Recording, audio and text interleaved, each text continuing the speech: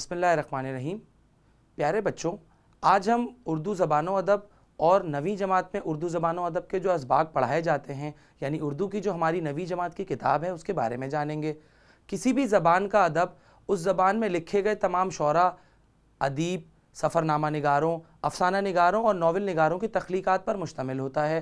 प्यारे बच्चों, आपके पास जो किताब है उस किताब में मौजूद अफसाना निगारों, नावल निगारों और उनके बारे में अहम मालूमात का एक पूरा सिलसिला है जो हमने एडटेक के OTS के प्लेटफॉर्म से शुरू किया है। इस सिलसिले की जितनी वीडियोज़ आप देखते जाएंगे आपको इस किताब से बारे में मज़ीद आगाही मिलती जाएगी। इस किताब में जो शायरी मौजूद है हम उसकी तशरीह भी आपके सामने पेश करेंगे और साथ ही साथ पेपर को आपने किस तरह अटैम्प्ट करना है, पेपर में क्या चीज़ें लिखनी हैं और क्या चीज़ें नहीं लिखनी, इसके बारे में भी जानेंगे। बच्चों, अदब पढ़ने से हमारे अंदर तहज़ीब पैदा होती है। हम ये जानते हैं कि हमारे अंदर अच्छा और बुरा हिस्सा क्या है, हम लोगों की ताज़ीम कैसे कर सकते हैं, हमारे पहले लिखने वालों ने हमें अदब के ज़रिए क्या क्या सिखाने की कोशिश की, ये सब कुछ अदब का फ़रीज़ा है। अदब अगर ना हो तो सोसाइटी बिल्कुल जामिद होकर रह जाए, वो एक ऐसे ठहरे हुए पानी की मानिंद होकर रह जाए कि जिसमें कभी किसी तब्दीली का इम्कान ना पैदा हो सके। अदब और इनकलाब का गहरा रिश्ता है, लिहाजा इस सबक में हम इनकलाबी अफसाना निगार प्रेमचंद के बारे में भी जानेंगे और साथ ही साथ नज़ीर अहमद दहलवी ने अपने नावल के ज़रिए लड़कियों को तालीम और तरबियत सिखाने की क्या कोशिश की, इसके बारे में भी जानेंगे।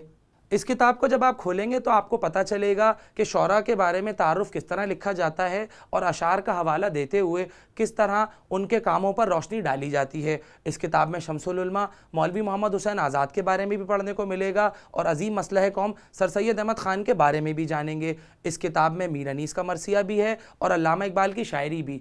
मज़ाहिया देखें तो क्रिकेट और मुशायरा के नाम से भी नज़्म मिलती है और साथ ही साथ तारीख़ के कुछ असबाक भी नज़र आते हैं। सफ़रनामा निगारी को देखें तो हकीम मोहम्मद सईद भी इस किताब में हमारे साथ हैं और साथ ही साथ कुदरतुल्लाह शाह अपने दिलकश अंदाज़े तहरीर की वजह से डिस्ट्रिक्ट बोर्ड की डिस्पेंसरी लिखकर इस किताब में यादगार कहलाते हैं। प्यारे बच्चों के समझने के लिए सियाना बादशाह नामी एक सबक भी है जिसमें उन्हें यह बताया गया है कि आपस में मिलजुल कर किस तरह रहना चाहिए और बुज़ुर्गों की अक्ल व दानिश जो है हमारी ज़िंदगी में क्या किरदार अदा करती है। वतन पर कुर्बान होने का जज्बा भी इसी किताब में मौजूद है जब मिर्ज़ा अदीब का एक ड्रामा शहीद आप पढ़ेंगे।